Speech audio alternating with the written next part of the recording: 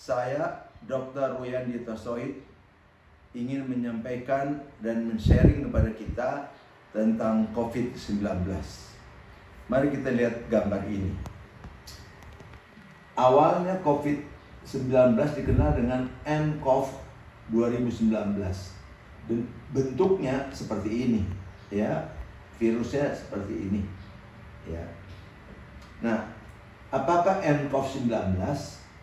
Adalah singkatan dari novel coronavirus 19, jenis baru dari virus corona yang menimbulkan penyakit pada sistem pernafasan manusia, baik yang di atas maupun sampai ke paru-paru, ya, daerah hidung atau paru-paru. Virus corona lainnya yang pernah ada namanya MERS, Middle East Respiratory System Syndrome, 34% meninggalnya. Dan SARS, singkatan dari Severe Acute Respiratory Syndrome, ya, 9,6% meninggalnya. Sementara COVID-19 itu adalah 4,1%. Nah, WHO mengatakan official sekarang disebut COVID-19.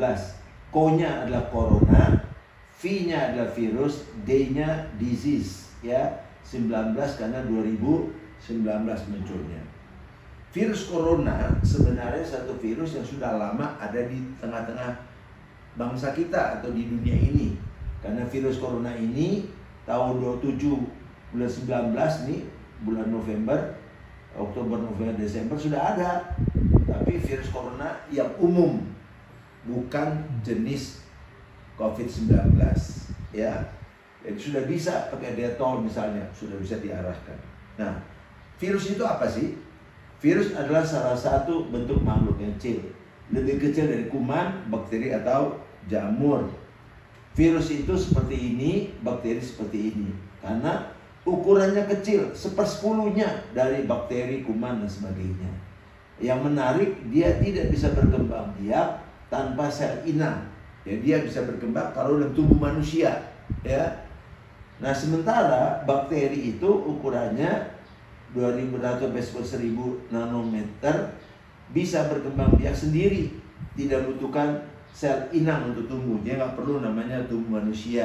Dia bisa tumbuh di makanan, ya, tumbuh di air, ya. Bakteri berkembang, jadi bakteri air itu menjadi berbahaya buat kita. Nah, maksudnya akan lebih guna mati jika berada di luar sel, ya. Jadi kalau dia keluar dari tubuh di lingkungan bebas, dia mudah mati. Nah, para ahli mengatakan bahwa rentang waktu bertahan virus itu 24 jam saja di luar tubuh, ya. Dan sangat rentan dengan udara panas, yaitu pada suhu tinggi, kering dan terang. Nah, Indonesia ini bagus, kenapa? Panasnya banyak, ya, tempatnya kering, ya, dan terang, banyak terangnya. Tapi di negara-negara yang tempatnya dingin, musim dingin, lalu basah, ya, dan gelap, ia bisa bertahan lebih lama.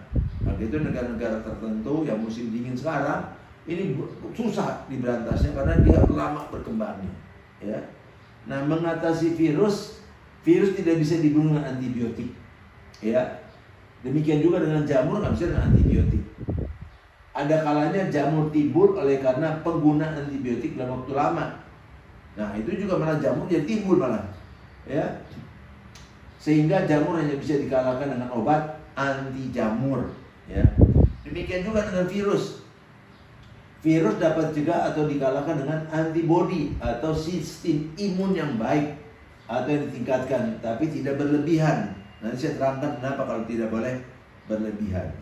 Nah, sistem imun yang lemah ibarat apa? Kota yang tidak punya tentara dan polisi, maka gerombolan yang bersenjata dengan mudah menguasai kota dan membunuh semua lawannya. Itulah kalau lemah kita, sehingga menimbulkan berbagai penyakit. Nanti kita akan ikuti berikutnya. Nah, sistem imun itu ada 3 hal mendasar. Dia punya kemampuan mengenal bentuk musuh seperti bakteri, virus, dan parasit. Jadi nggak sembarangan menyerang tubuh, ya. Dia tahu ini tubuh manusia bukan musuh, ya. Yang kedua, secara spesifik memberikan reaksi pada infeksi patogen. Dia bisa menimbulkan memperbanyak diri untuk menyerang musuhnya, ya. Tapi yang menarik juga di sini, imun sistem memiliki memori terhadap serangan sebelumnya dan secara cepat memberikan reaksi di serangan yang akan datang. Saya pernah mendapat penyakit, misalnya penyakit cacar air, ya. Cacar air itu yang mengenai saya pagi malam pada anak kecil, waktu kecil. Waktu besar saya kena lagi cacar air, nggak bisa muncul. Semikian juga kalau kita kena COVID-19, udah sembuh nih, lalu kita kena lagi, masuk lagi, nggak sampai 24 jam kita kalahkan. Tapi awalnya kalau kita baru kena awal, kita perlu waktu 7 hari supaya daya tahan kita naik. Dan biasanya daya tahan imun itu meningkat pada hari ke-14. Maka itu dikatakan sampai 14 hari habis semua. Kenapa 14 hari? Kalau hari pertama masih COVID positif, hari ke-7 masih mungkin COVID positif, biasanya 14 hari COVID-nya negatif, virusnya negatif, jadi aman kita, ya. Nah, kembali lagi, imun balance ancaman kesehatan abad 21. Mengapa? Karena imunitas yang melemah bisa menjadi penyebab dari berbagai kelainan yang berhubungan timbulnya penyakit. Sistem imun terbagi dua kalau kita lihat, ya. Yang pertama, 24 jam pertama yang keluar fagosit, yaitu jenis-jenis leukosit, ya, yang ada namanya limfosit, ada namanya basofil, ya, neutrofil dan sebagainya. Ada juga natural killer cell dan blood component, ya. Pembekuan darah sebagainya itu pertahanan kita. Kalau perdarahan itu dikeluarkan supaya perdarahan nggak banyak lagi. Setelah 2 hari dan week keluarlah sistem imun yang tadi kita katakan imunitas yang aslinya keluar, ya, yang bisa mengenal musuhnya, yang bisa memperbanyak jumlahnya sehingga kalau udah pernah kena sekali nggak bisa kena kedua kalinya. Sementara itu 4 faktor utama yang menyerang imun sistem. 1, nutrisi yang buruk, ya. Banyak terlalu makan zat-zat yang pH-nya rendah, ya. Polusi dan udara yang kotor, ya. Itu aja bikin kita mudah sakit, ya. Air yang tercemar itu polusi juga, ya. AC yang dipakai yang nggak pernah diservis, jadi polusinya apa? Bakteri kuman atau jamur yang masuk ke paru-paru. Stres juga demikian dan kurangnya istirahat. Nah, ini gambar menarik sekali, ya. Ini gambar menceritakan healthy immune balance. Balance sistemnya bagus. Nggak, kalau underactive ini bikin banyak penyakit. Tapi overactive juga penyakit. Nah, kalau homeostatis ini aman. Kita ada di sini dalam keadaan yang stabil, ya. Tapi kalau daya tahan kita rendah, terjadi immune immaturity, immune deficiency. Nah, kalau kurang semuanya ini, ya penyakitnya masuk tadi. Tentara nggak ada, polisi nggak ada, timbul infeksi apa? TBC lah, diabetesnya jadi cepat merusak organ tubuh kita, cancer, ya. Ada juga namanya HIV dan sebagainya. Jadi ini karena underactive immune cell. Tapi sebaliknya, kita nggak boleh tinggi-tinggi. Kalau tinggi-tinggi jadi hypersensitivity, bisa jadi autoimun, bisa alergi. Contohnya saja kita lihat daya tahan antibodi. Bila antibodi lemah, maka banyak hal terjadi seperti infeksi, TBC, virus, pilek, influenza, dan HIV mudah berkembang, demikian juga sampai dengan kanker, ya. Sebaliknya, daya tahan yang berlebihan dan menyebabkan hipersensitivitas, autoimun dan alergi. Makan seafood, alergi, orang lain enggak. Ini karena daya tahannya tinggi, jadi berlebihan lah. Atau makan brokoli, asam uratnya kambuh. Loh, asam urat kambuh, ya ini hipersensitif. Tapi yang sering terkenal sekarang autoimun. Autoimun adalah sistem imun yang kuat dan bekerja terus-menerus sampai satu ketika tidak dapat mengenal sel dan jaringan sehat sehingga menyerang diri sendiri. Itu autoimun namanya, ya. Contoh autoimun yang sangat terkenal ini dia. Contoh leukosit darah kan kadarnya 5.000 sampai 10.000 per mikroliter.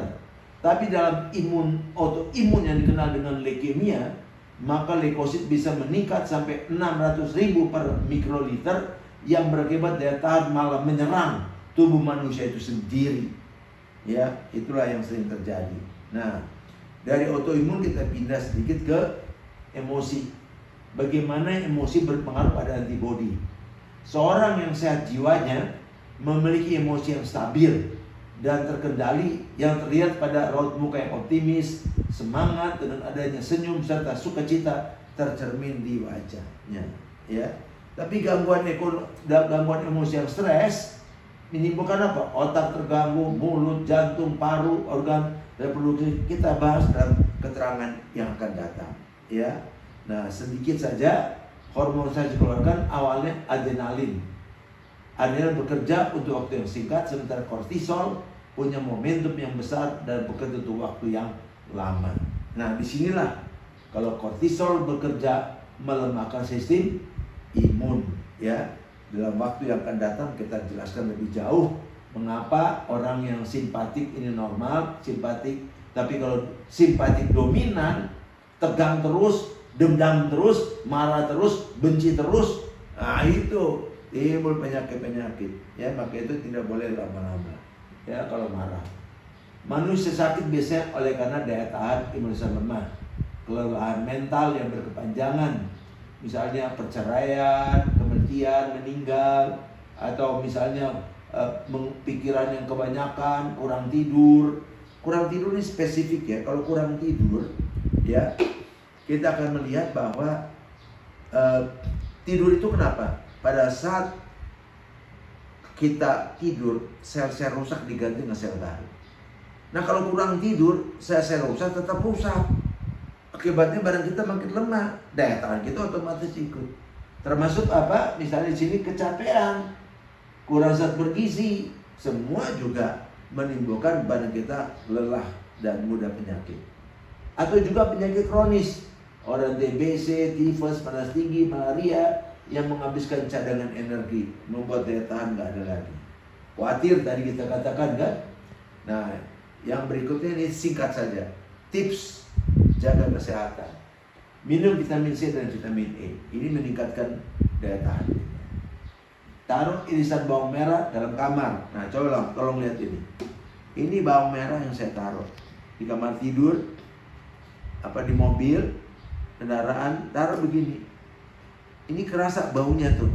Ternyata ini bisa menyedot kuman-kuman mati, virus mati buat di kamar tidur jadi baik. Ya, ada juga asam cuka depan pintu. Ini di negara-negara Taiwan mereka lakukan ini. Ya, ada juga mengajarkan irisan jahe dalam kantong kemeja kalau pergi keluar. Karena itu seperti menimbulkan baunya itu membunuh kuman-kuman, ya. Atau 6 langkah cuci tangan selama 20 detik, ya, kita udah belajar di banyak video yang lain. Mereka yang tinggal sendiri, kalau ODP artinya orang dengan paparan, ya, jadi kemungkinan sudah terkena, ya. Atur bawakan makanan ke depan pintu rumah atau pintu kamar kalau dia kos, ya nggak usah ketemu gitu.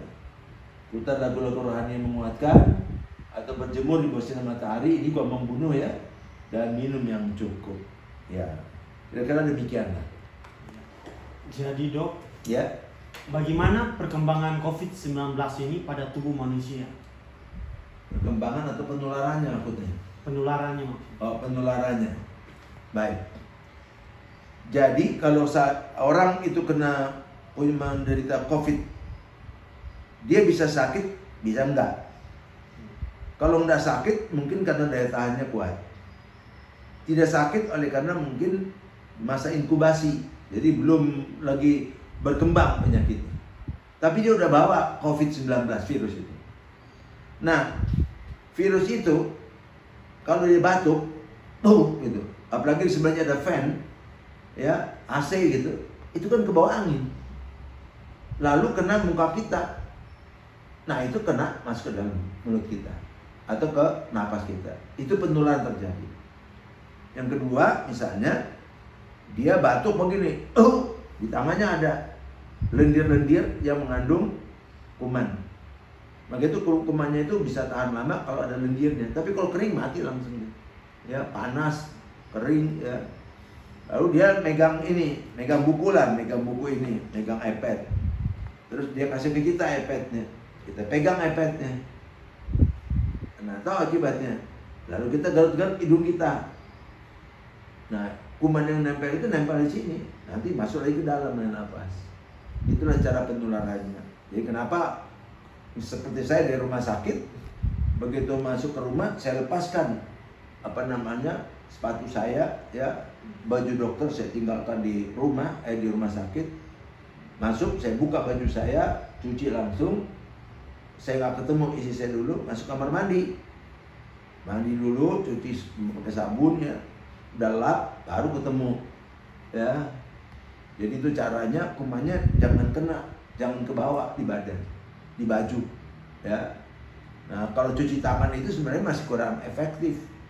Tapi kalau kita memang nggak cuma jalan-jalan aja, cuci tangan cukup. Tapi sampai di rumah, orang rumah itu bisa ketularan. Sebagai dokter kita mesti jaga sekali. Jadi baiknya begitu, kalau kita keluar rumah, masuk, cuci semuanya, baju lepas. Nah, kalau banyak enggak, itu yang suka terjadi. Saya kira itu saja dahulu. Nanti mengenai stres, mengenai imun sistem yang lain, dan tentang gejala-gejala yang penyebabnya kita akan bahas dalam slide berikut. Terima kasih.